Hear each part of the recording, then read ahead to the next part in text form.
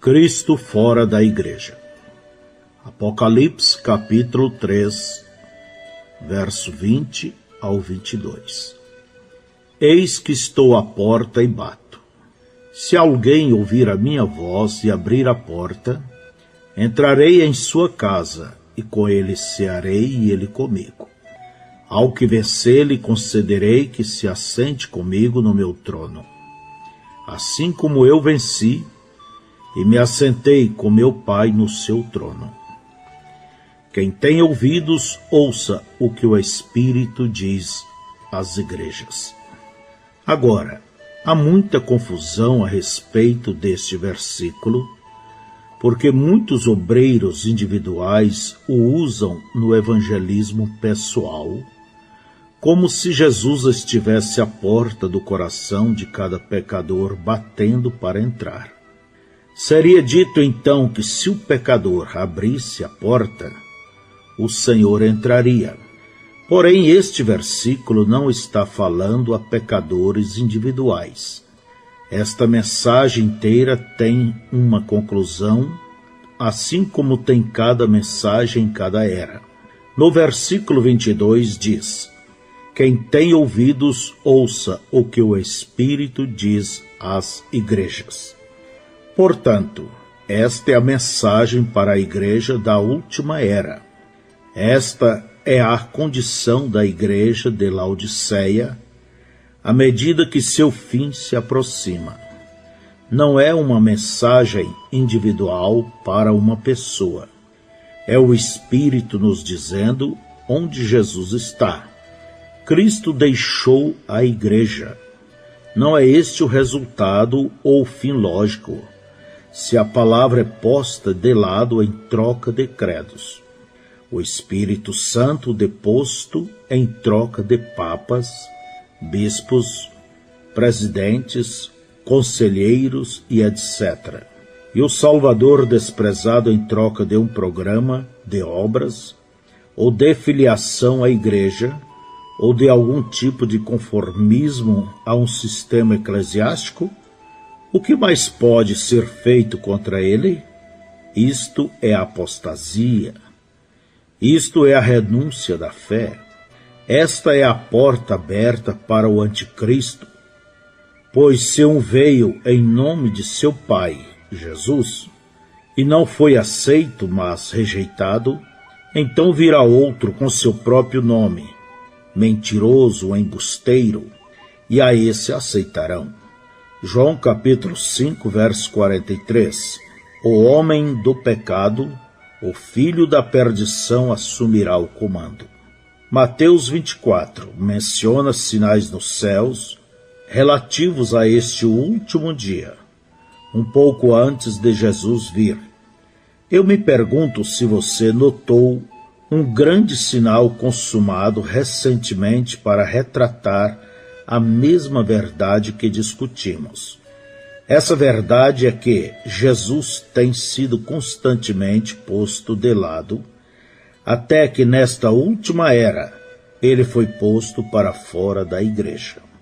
Recordem que na primeira era foi uma igreja na forma de um globo quase cheio de verdade.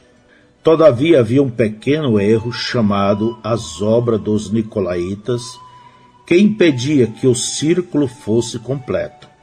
Então, na era seguinte, entraram furtivamente mais trevas até que o globo de luz brilhasse menos, e as trevas cobrissem mais do círculo. Na terceira era foi ainda mais eclipsado, e na quarta era, que foi a tenebrosa Idade Média, a luz quase se extinguira. Agora pense nisto. A igreja brilha na luz refletida de Cristo. Ele é o sol, a igreja é a lua. Assim, este globo de luz é a lua. Ele tem diminuído desde quase uma lua cheia na primeira era até um fragmento na quarta era. Porém, na quinta era começou a crescer. Na sexta avançou um grande passo no crescimento. Durante parte da sétima era ainda estava crescendo, quando repentinamente parou e minguou até quase nada, de modo que, ao invés de luz, era a escuridão da apostasia, e no fim da era, ela tinha cessado de brilhar, pois as trevas tinham tomado conta. Cristo estava agora fora da igreja. Aqui está o sinal no céu. O último eclipse da lua foi um eclipse total. Ela minguou até uma total escuridão em 7 estágios. No 7º estágio, a escuridão total chegou quando o Papa de Roma, Paulo VI, foi à Palestina para fazer um passeio santo em Jerusalém. Ele foi o primeiro Papa a ir a Jerusalém. O Papa chama-se Paulo VI. Paulo foi o primeiro mensageiro, e este homem usa esse nome. Note que é o 6º, ou o número do homem. Isto é mais do que uma coincidência. E quando ele foi a Jerusalém, a lua ou a igreja entrou em escuridão total. É isto é o fim. Não passará esta geração até que tudo aconteça. Ora, Senhor Jesus, vem depressa. Agora podemos ver por que houve 2 vinhas, uma verdadeira e uma falsa. Agora podemos ver por que Abraão teve 2 filhos, um segundo a carne, que perseguiu Isaque, e um segundo a promessa. Agora podemos ver como, procedentes dos mesmos pais, saíram 2 meninos gêmeos, um conhecendo e amando as coisas de Deus, e o outro conhecendo muito da mesma verdade, porém não do mesmo espírito, e por isso perseguiu o filho que era eleito. Deus não reprovou por reprovar, ele reprovou por causa do eleito. Eleito não pode perseguir eleito. Eleito não pode causar dano a eleito. São os reprovados que perseguem, destroem os eleitos. Esses reprovados são religiosos, eles são espertos. Eles são da linhagem de Caim, a semente da serpente. Eles edificam suas Babéis, eles edificam suas cidades, eles edificam seus impérios, e durante todo o tempo invocaram a Deus. Eles odeiam a verdadeira semente e farão tudo o que podem, mesmo no nome do Senhor, para destruir os eleitos de Deus. Porém, eles são necessários. Que tem a palha com trigo? Nenhuma palha, nenhum trigo. Mas no fim, o que acontece com a palha? É queimada com fogo que nunca se apagará. E o trigo, onde está ele? Está juntado em seu celeiro. É onde ele está. Ó eleito de Deus, guarde-se, estude atentamente, seja cauteloso, opere sua salvação com temor e tremor, confie em Deus e se fortaleça em seu poder. O seu adversário, o diabo, agora mesmo anda em derredor, bramando como leão, buscando a quem possa tragar. Vigie em oração e seja firme. Este é o tempo do fim. Tanto a verdadeira como a falsa vinha estão chegando à maturidade. Porém, antes que o trigo amadureça, aquele joio maduro deve ser atado para a queima. Veja, todos eles estão se unindo no Concílio Mundial de Igrejas. Essa é a atadura.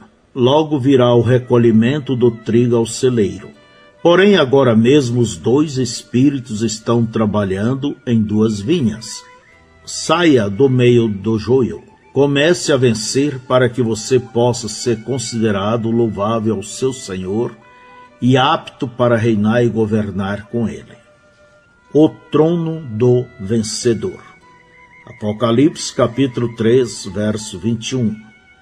Ao que vencer, lhe concederei que se assente comigo no meu trono, assim como eu venci e me assentei com meu Pai no seu trono. Agora, o que devemos vencer? Essa é a pergunta normal a ser feita aqui. Porém, essa não é a real ideia deste versículo, porque não é tanto o que devemos vencer, mas sim como devemos vencer. Ora, isto é lógico. Por que será que importa muito o que devemos vencer, uma vez que sabemos como vencer? Uma rápida olhada nas Escrituras que envolvem o Senhor Jesus vencendo trará à luz a verdade desta afirmação. Em Mateus capítulo 4, onde Jesus é tentado pelo diabo, ele venceu as tentações pessoais de Satanás pela palavra, e somente pela palavra. Em cada uma das 3 principais provas que corresponderam exatamente à tentação do jardim do Éden, a concupiscência da carne, a concupiscência dos olhos e a soberba da vida, Jesus venceu pela palavra. Eva caiu na tentação pessoal de Satanás por falhar em usar a palavra. Adão caiu em desobediência direta à palavra. Porém, Jesus venceu pela palavra. E agora mesmo, deixe-me dizer que esta é a única maneira de ser um vencedor. E também a única maneira de você saber se está vencendo, porque esta palavra não pode falhar. Agora observe novamente como Jesus venceu os sistemas religiosos do mundo, quando ele era repetidamente aborrecido pelos teólogos de seu dia. Ele constantemente aplicava a palavra. Ele falava somente o que o Pai lhe concedia falar. Não houve uma só vez em que o mundo não fosse inteiramente confundido por sua sabedoria, porque era a sabedoria de Deus. Em sua própria vida pessoal, contendendo consigo mesmo, ele venceu pela obediência à palavra de Deus. Em Hebreus capítulo 5, verso 7 diz: o qual, nos dias da sua carne, oferecendo com grande clamor e lágrimas, orações e súplicas ao que o podia livrar da morte, foi ouvido quanto ao que temia. Ainda que era filho, aprendeu a obediência por aquilo que padeceu. E, sendo ele consumado, veio a ser a causa de eterna salvação para todos os que lhe obedecem. A que ele foi obediente? A palavra de Deus. Pois bem, não haverá uma só pessoa que se assentará no trono do Senhor Jesus Cristo sem que tenha vivido essa palavra. Suas orações, seus jejuns, seus arrependimentos, não importa o que você apresente a Deus, nada disso lhe dará o privilégio de assentar-se naquele trono. Será concedido somente à noiva palavra. Assim como o trono do rei é compartilhado com a rainha, porque ela está unida a ele, assim também somente aqueles que são dessa palavra, assim como ele é dessa palavra, compartilharão daquele trono. Recordem que temos mostrado claramente através de todas as eras que assim como Adão e Eva caíram porque deixaram a palavra, assim também a era de Éfeso caiu por desviar-se ligeiramente da palavra, até que, com cada era continuando a se afastar, temos um repúdio final da palavra pelo sistema mundial de igrejas. Esta era de Laodiceia termina num total apagamento da palavra, fazendo com que o Senhor se retire do meio. Ele acha-se fora, chamando os seus que o seguem pela obediência à palavra. Após uma curta e poderosa demonstração do Espírito, este pequeno grupo acossado e perseguido irá estar com Jesus. A consumação das eras gentias. Esta era é a última das 7 eras da Igreja. O que começou na primeira era, ou era de Éfeso, deve e irá chegar à plena frutificação e colheita na última era, ou era de Laodiceia. As duas vinhas produzirão seu fruto final. Os dois espíritos terminarão sua manifestação em cada um de seus destinos finais. A semeadura, a irrigação, o crescimento, tudo está acabado. O verão terminou, a foice é agora lançada na seara. Nos versículos 15 a 18 que acabamos de estudar, encontra-se o verdadeiro quadro do povo da falsa vinha madura, do falso espírito, da falsa igreja. Eu sei as tuas obras, que nem és frio nem quente. Oxalá foras frio ou quente. Assim, porque és morno e não és frio nem quente, vomitar-te-ei da minha boca. Como dizes, rico sou e estou enriquecido, e de nada tenho falta. E não sabes que és um desgraçado, e miserável, e pobre, cego e nu. Aconselho-te que de mim compres ouro provado no fogo, para que te enriqueças, e vestidos brancos para que te vistas, e não apareça a vergonha da tua nudez, e que unjas os teus olhos com colírio, para que vejas. Nenhumas palavras jamais expuseram uma denúncia mais amarga, e nenhum povo religioso, orgulhoso e arrogante jamais a mereceu mais. Todavia, no versículo 21, ao que vencer lhe concederei que se assente comigo no meu trono, assim como eu venci, me assentei com meu Pai no seu trono. Encontramos o povo da verdadeira vinha, do verdadeiro Espírito, da verdadeira Igreja, exaltado ao próprio trono de Deus, com o mais alto elogio jamais prestado a um humilde e firme grupo espiritual. As palavras de João Batista, que tão exatamente descrevem o Cristo em relação à verdadeira e falsa igreja, agora acontecem. Mateus capítulo 3, verso 11 ao 12. E eu, em verdade, vos batizo com água para o arrependimento, mas aquele que vem após mim é mais poderoso do que eu, cujas alparcas não sou digno de levar. Ele vos batizará com o Espírito Santo e com fogo. Em sua mão tem a pá e limpará a sua eira, e recolherá no celeiro o seu trigo, e queimará a palha com fogo que nunca se apagará. Cristo, o grande ceifeiro, está agora colhendo o fruto da terra. Ele recolhe o trigo no celeiro, vindo para os seus e recebendo-os para si para sempre. Depois ele retorna para destruir os ímpios com fogo que nunca se apagará. O mistério do joio e do trigo, de Mateus 13, do verso 24 ao 30, está agora também cumprido.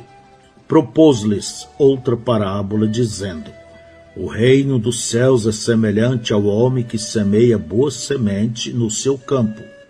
Mas, dormindo os homens, veio o seu inimigo e semeou joio no meio do trigo e retirou-se.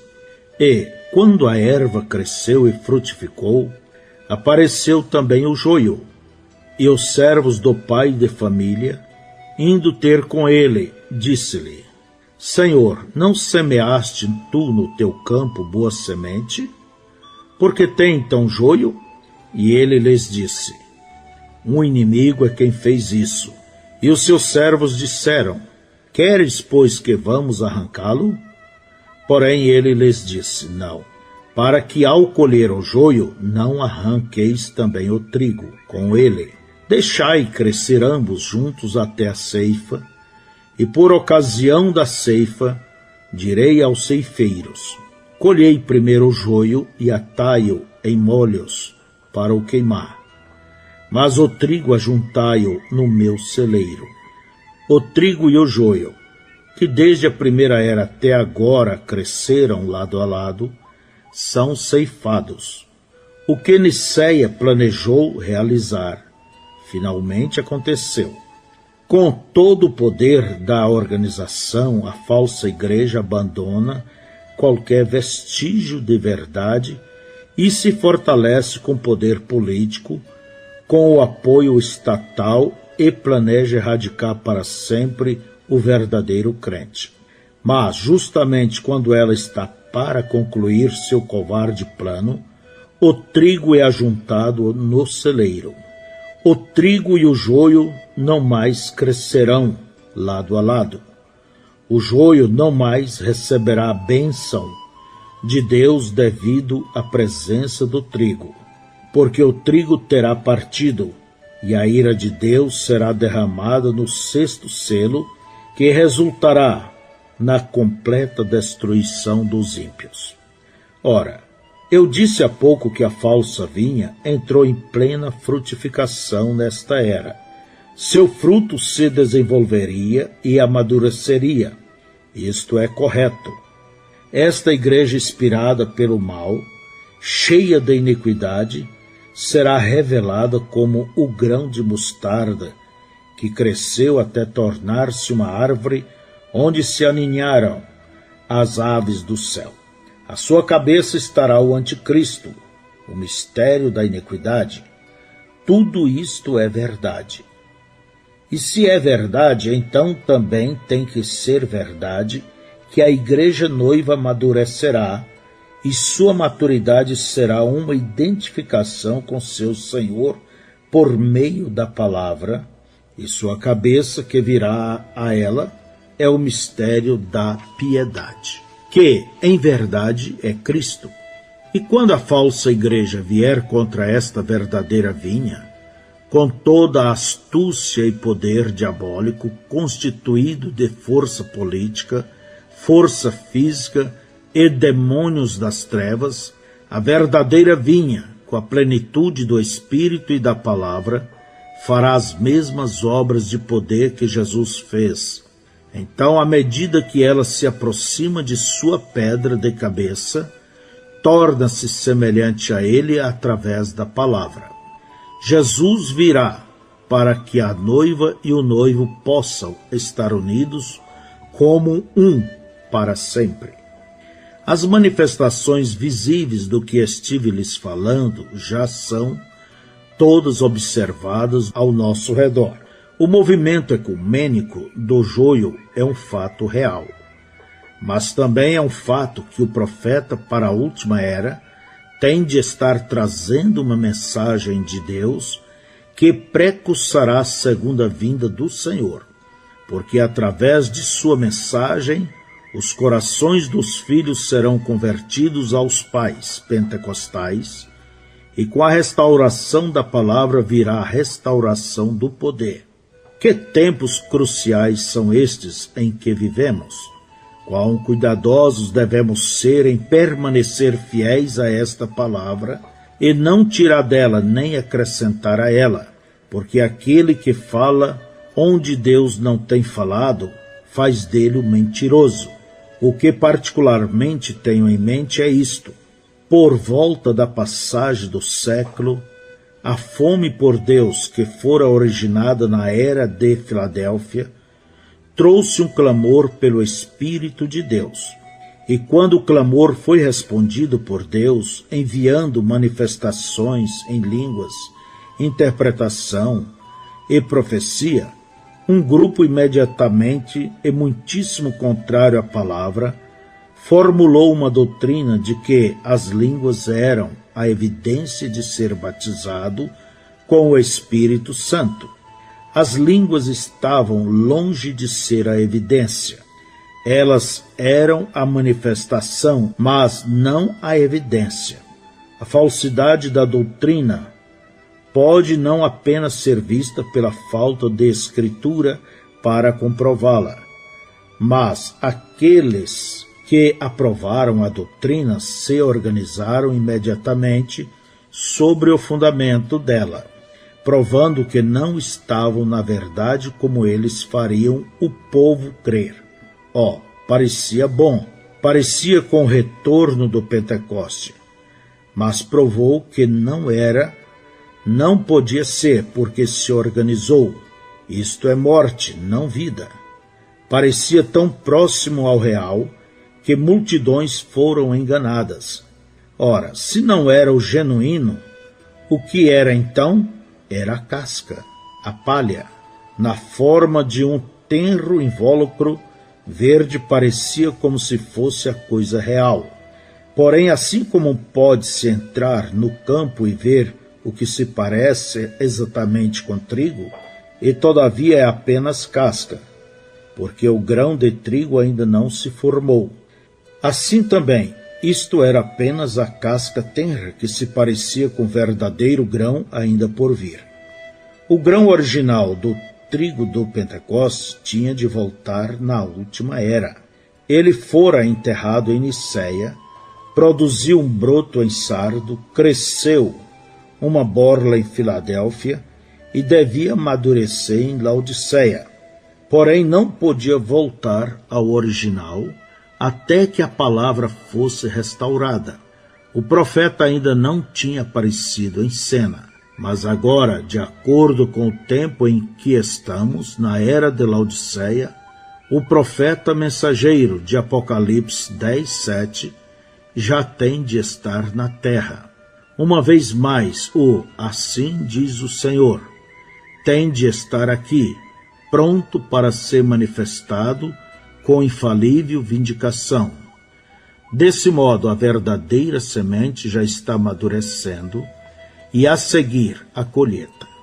Tempo de colheita, sim, tempo de colheita. As duas vinhas que cresceram juntas e entrelaçaram seus ramos agora devem ser separadas. Os frutos dessas vinhas que divergiam tanto serão recolhidos em celeiros distintos. Os dois espíritos irão para os seus diferentes destinos. Agora é tempo de prestar atenção ao chamado final, que dar-se somente para a noiva trigo. Sai dela, povo meu, o trigo, para que não sejas participante de seus pecados e para que não incorras nas suas, do joio, pragas, a grande tribulação do sexto selo, e Mateus 24. A última advertência do Espírito. Apocalipse capítulo 3, verso 22. Quem tem ouvidos, ouça o que o Espírito diz às igrejas. Esta é a última advertência, não haverá outra. O lugar do trono foi erigido. Os 12 fundamentos foram lançados. As ruas de ouro foram pavimentadas. As portas de gigantescas pérolas estão levantadas e fixadas. Como uma pirâmide, ela se mantém tão linda e gloriosa. Os seres celestiais que a prepararam observam sem respirar, porque ela resplandece e brilha com uma glória que é sobrenatural. Cada faceta de sua beleza conta uma história de admirável graça e amor de Jesus. Ela é uma cidade preparada para um povo preparado. Ela aguarda somente por seus habitantes, e em breve eles encherão suas ruas com gozo. Sim, é o último chamado. O Espírito não falará em outra era. As eras terminaram. Mas graças a Deus que, neste momento, esta era não terminou. Ele ainda está clamando, e seu clamor não está apenas nos ouvidos espirituais dos homens pelo seu espírito. Porém, uma vez mais, um profeta está na terra. Uma vez mais, Deus revelará a verdade como ele fez com Paulo. Nos dias do sétimo mensageiro, nos dias da era de Laodiceia, seu mensageiro revelará os mistérios de Deus como foram revelados a Paulo. Ele falará abertamente, e os que receberem esse profeta em seu próprio nome receberão os efeitos benéficos do ministério desse profeta. E aqueles que o ouvirem serão abençoados e se tornarão parte dessa noiva do último dia, que é mencionada em Apocalipse 22, verso 17. O Espírito e a esposa dizem: vem. O grão de trigo, o trigo noiva, que caiu na terra em Niceia, voltou ao grão palavra original novamente. Louvado seja Deus para sempre. Sim, ouça o profeta de Deus autenticado que aparece nesta última era. O que ele disser da parte de Deus, a noiva dirá. O Espírito, o profeta e a noiva estarão dizendo a mesma coisa. E o que eles disserem já terá sido dito na palavra. Eles estão dizendo agora: saí do meio dela agora e apartai-vos. O clamor foi pronunciado. O clamor está sendo pronunciado. Por quanto tempo clamará a voz? Não sabemos, mas uma coisa sabemos. Não será por muito tempo, porque esta é a última era. Quem tem ouvidos, ouça o que o Espírito diz às igrejas. O Espírito tem falado.